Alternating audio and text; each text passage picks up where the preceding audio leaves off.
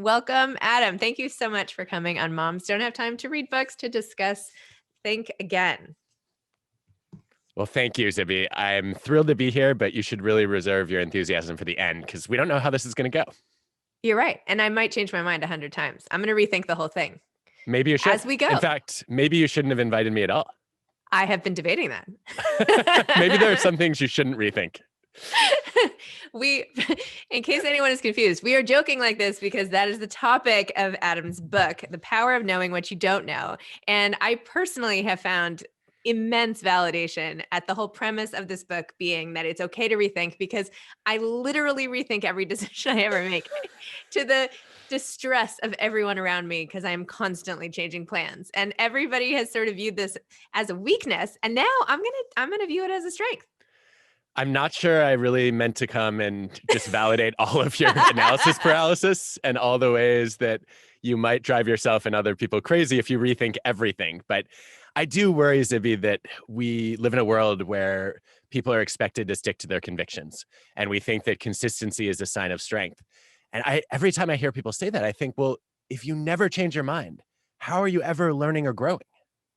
It's so true. I was actually talking about the topic of your book with a friend of mine and what it was about. And she was like, well, I'm so glad someone said that. She's like, because I always feel bad for politicians when they have a different belief about a certain topic, like 10 years later. Why are they not allowed to change their mind? I changed my mind on lots of things, she said. So yeah, I've been thinking a lot about that lately because we see so many headlines about flip-flopping. yes. And I do think there are times when we should be critical of that, right? If you're changing your mind just to please your tribe, or if you haven't actually changed your mind, but you're towing a party line, then we probably shouldn't give people credit for evolving. But if people have reflected deeply on an issue, if they've looked at the evidence, if they've had conversations that led them to question some of their convictions, I think that's a sign of progress in many cases.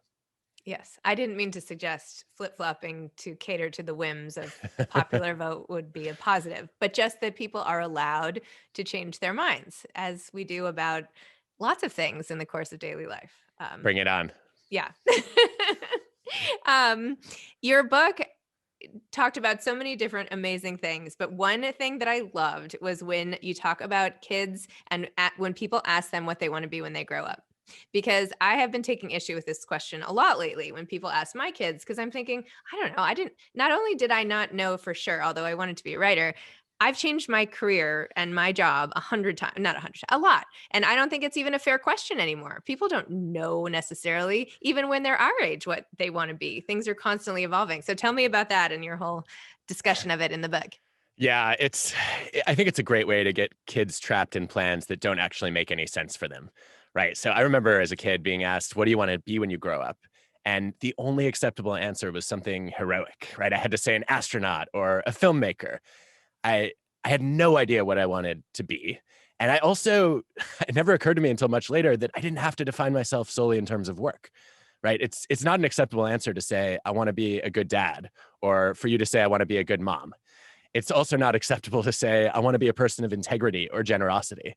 And this is such a peculiar American thing, right? If you go to Europe, people don't ask, what do you want to be?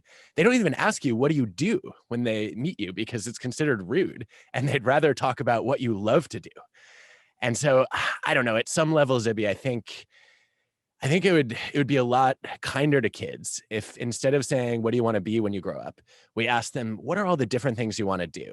And allow them to recognize that they can have many careers and many identities, and what they think is exciting to them might change over time, or maybe even the job that they want doesn't exist yet.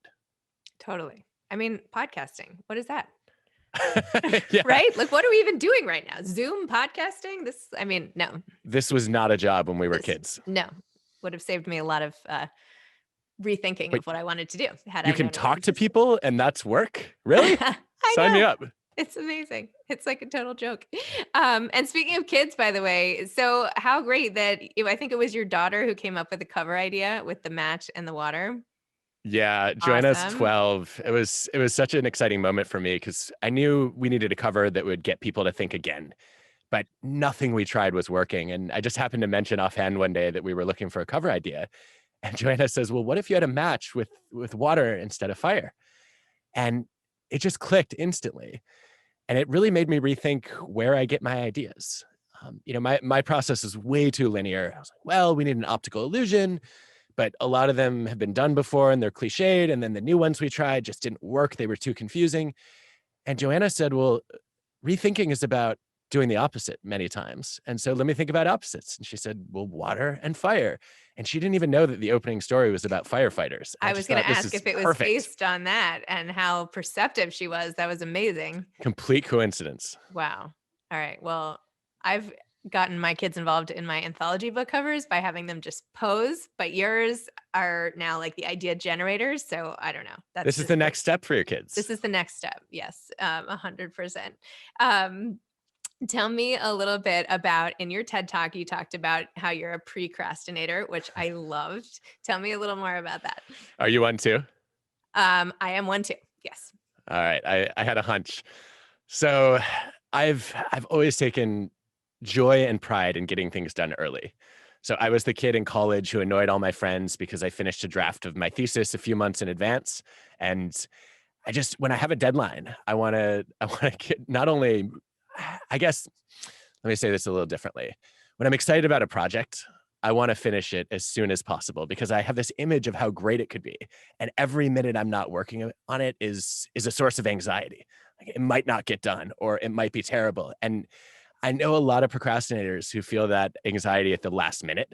And I just feel it a few weeks or a few months ahead of schedule, right? So procrastinating is essentially feeling that urge to finish way ahead of schedule. Yes. Tell me about your procrastination. I make false deadlines to avoid the anxiety of running up against a deadline. But then, as you said, like all my anxiety spikes around my false deadline. So it like makes no sense. I don't think I'm actually doing any good. So I felt relieved that there was now a term to describe this. Thank you. I keep meeting people who say, look, I understand that it's probably worse to be an extreme procrastinator than it is to be a precrastinator, but this isn't fun either because I'm always tricking myself into thinking that I have all this pressure on me to do something. And it's actually taking some of the joy out of my work. Totally. Okay, so let's talk a little more about rethinking in general and why you wanted to write a whole book about it. Why is it so important that people know that it's not only okay, but actually beneficial to rethink and dig deep and poke holes in our own beliefs and come up with new theories? Why is this important? There's so many reasons. I think the place I would start is to say that our first thoughts, our intuitions, are often not our best thoughts. So, there's some research on students taking tests showing that if they have a first instinct and then they change their answer, on average, they actually improve their scores. And yet when you tell students that, they still hesitate to rethink their answers because I think in part, there's this regret that comes from saying, well, I had the right answer and then I undid it and I made a big mistake. Whereas if you stuck to your first answer and you didn't rethink it, there's really nothing to second guess. And I think for so many of us, it's easy to prefer the comfort of conviction over the discomfort of doubt. And every time you question your own opinions or your own knowledge, you're saying, you know what? I might be living in an unpredictable world. I might lack some control over my life. I might be excluded from the tribe of people who sees the world a certain way. And yet we live in a rapidly changing world.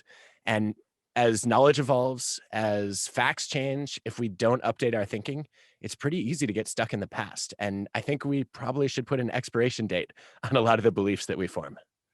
Is there a belief you have that you've changed lately? Oh, I have so many. Where do you want to start?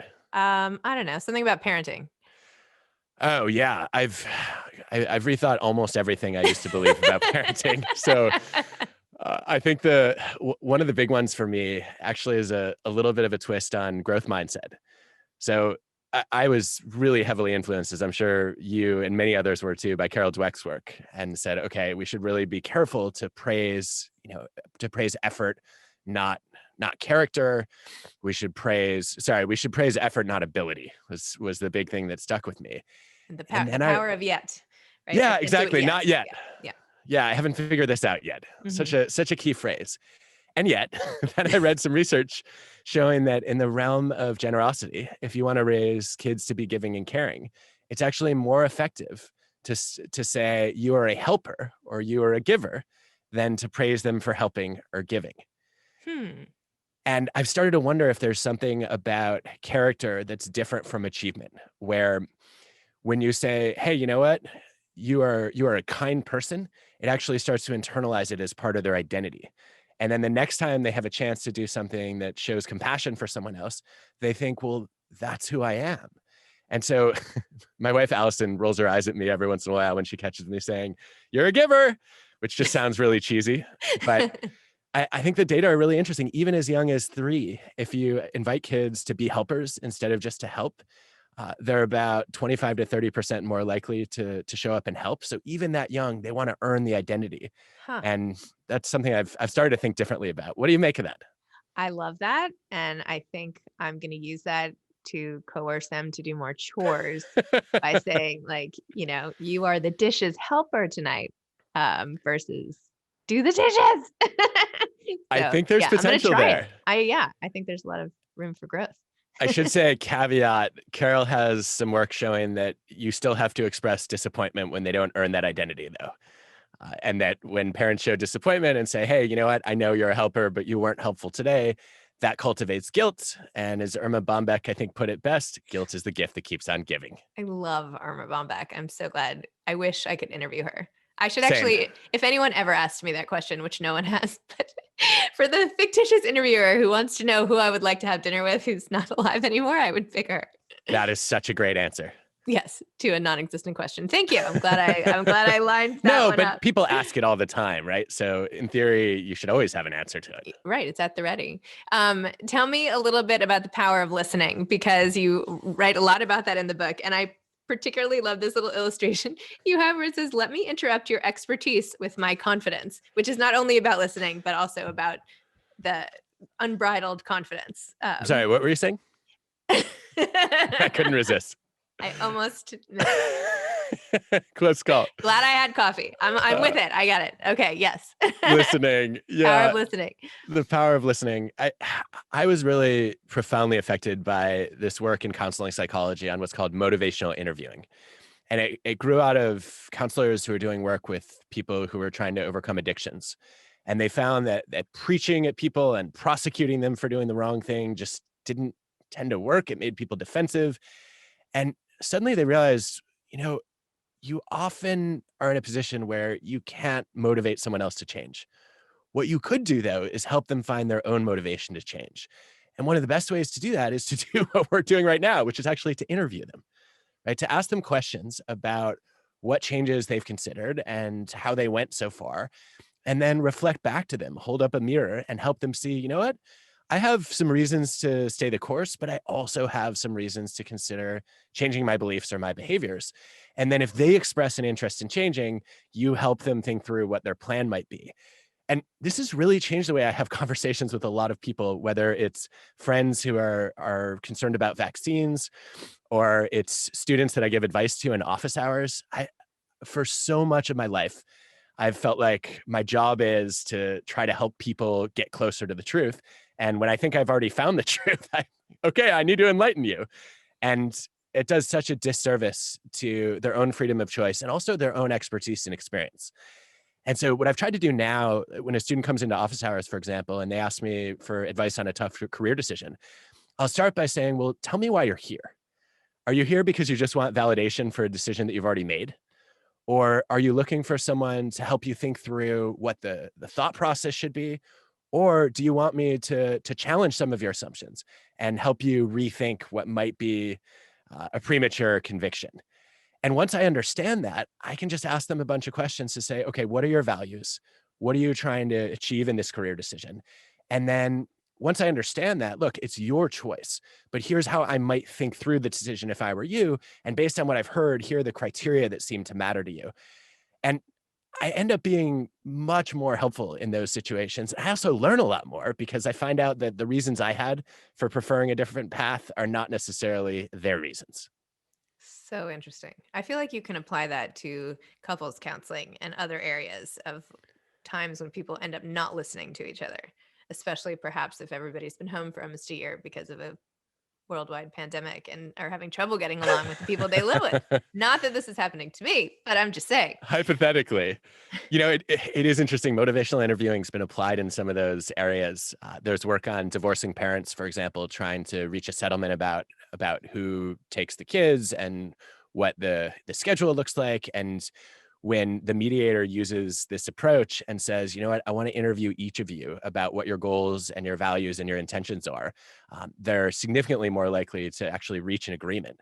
Hmm. And I wonder, I mean, this is the work on listening to me is so interesting that just sitting down with someone that you sometimes don't get along with and saying, hey, you know what, I realize I haven't always done a good job hearing you.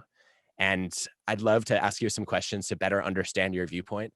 And I'm just going to listen for 3, 4, maybe 5 minutes. That is enough to create significant understanding between both people. So interesting.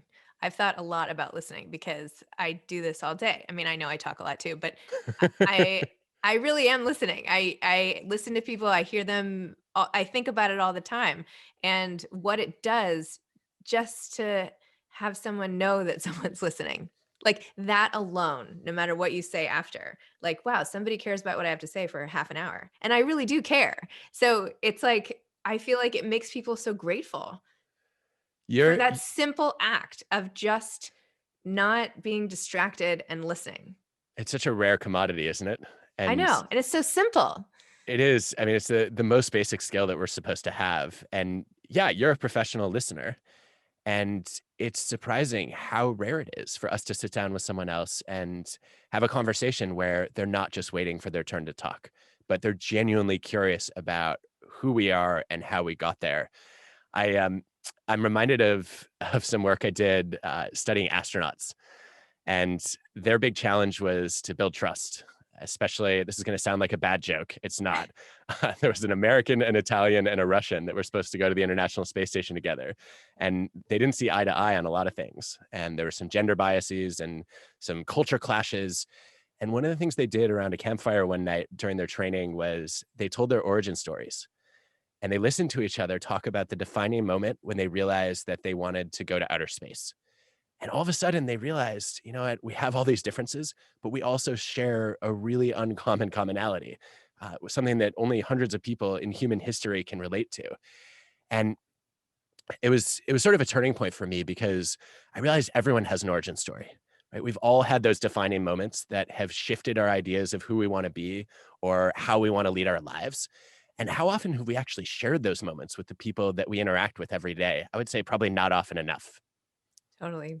Also, I find if you ask people even something simple about themselves when they're not expecting it, like how you met your spouse, because I'm always like totally curious about those like relationship origin stories, you end up learning so much about the person in another context too. People just want to tell you, and I really want to hear it. It Tell works me out yours. perfectly. And speaking of wanting to hear, tell me a little more about how you got to where you are and how also your professional diving experience somehow made its way into your story. Yeah, I guess I'll start with diving. So I fell in love with diving right before I started high school. And it was probably a bad idea because I was afraid of heights and I was completely inflexible and I walked like Frankenstein.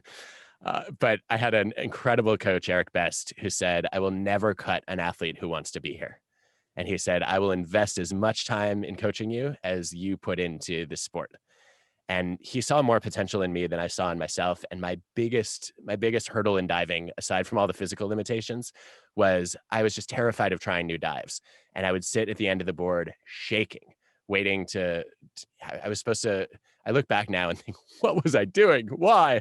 But I remember one practice in particular where I was supposed to do 2.5 somersaults and a twist and dive in headfirst without getting lost. And I just stood there shaking, frozen for 20, 25 minutes. And finally, Eric said, Adam, are you going to do this dive? One day? Are you ever going to do this dive? And I said, of course. I know this is a major goal of mine and it will help me reach some of the some of the heights that I've really dreamed of for the last few years. And he said, well, then what are you waiting for? And there were so many moments like that in my diving career that really helped me appreciate the importance of psychology. And as I started coaching, and especially after I retired from diving, I found myself applying a lot of what I'd learned from Eric with other divers. and wanting to pay that forward. And at some point it clicked that if I became a psychologist, there was so much knowledge collecting dust in a bunch of boring academic journal articles that could actually help people live more meaningful lives and maybe have fewer regrets too. And so I think diving probably planted a lot of those early seeds. Wow. So you did all the diving, you started coaching, you stumbled on psychology, you decided that was for you, and then what happened? Then I was lucky to have a few professors who just transformed the way I saw the world. I took a social psychology class with Ellen Langer, where every day I would come into class and I'd have an assumption shattered. Then I took an organizational psychology class with Richard Hackman, who really turned upside down my view of what it meant to have a motivating job. And he also just he got me to rethink what my career path might be, because one of the things I hated most about the "what do you want to be when you grow up" question was there were a lot of different things I wanted to do, and I didn't see how they could fit into one career. And as I listened to Richard talking about how he didn't know what he wanted to do, so he just got a job where he got to study all the jobs he found interesting. He studied orchestra conductors when he wanted to be a musician. He studied airline cockpit crews when he wanted to be a pilot. He studied intelligence agencies and how to make their teams great when he wanted to be a spy. And I thought, well, this is the perfect job. I'm going to try to study and improve other people's jobs. And it really crystallized then. Wow. And when did writing make its way into your life?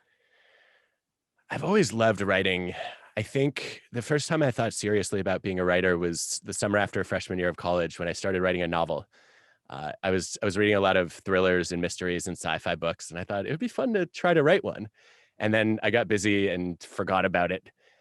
And then the next year, I read a bunch of books that really took psychology and made it mainstream. I started reading Malcolm Gladwell. I read Csikszentmihalyi on flow. I read Cialdini on influence. And I was mesmerized by the way that psychology came to life. And I thought at some point in my career, maybe I want to do that. And then I forgot about it again and got very focused on doing research and teaching my classes. And then after I got tenure, I felt like I no longer had an excuse to only communicate to other professors and decided it was time to try reaching a broader audience. And then what was it like when originals became such a hit? It was it was sort of a shock. Um, I had, I had really taken the experience a little bit for granted because I guess the short version of the story is so my first book, Give and Take, came out in 2013, and I didn't expect anyone to read it. I had promised my students that I was going to try to build a bridge from the ivory tower to Main Street, and it got a lot more interest and attention than I expected. And at some point during that process, I just started to take for granted that I was an author. So Originals comes out, and a friend calls me and says, "What are you doing to celebrate and mark the moment?" And I said, "Nothing. I'm a writer. That's what we do. We write. Like, I write books. What, this isn't a milestone." And she said, "Really? Really? Seriously? You poured more than a year of your life into this project. Shouldn't you do something to appreciate it?" And after thinking about it for a little while, I realized I need to get better at getting in touch with my past self. And so what I ended up doing is thinking about, okay, how excited would the me of 5 years ago have been if I had not only published a second book, but people actually read it? I would have been ecstatic. And I've tried to keep that in mind every time I accomplish something that seems worthwhile or took a lot of effort, is to say, okay, I might not appreciate this now, but there's an old version of me that would have been overjoyed, and I need to keep that in mind. The old version who was playing Nintendo so much that you got written up in a local paper? That That version, version, perhaps? yes, yes, the dark side of Nintendo kid Yeah, who would amazing. have thought, okay, I guess I'm probably going to be a professional video gamer. So do you have any advice to aspiring authors? Advice to aspiring authors. I think it's dangerous to take advice from people who don't know you at all.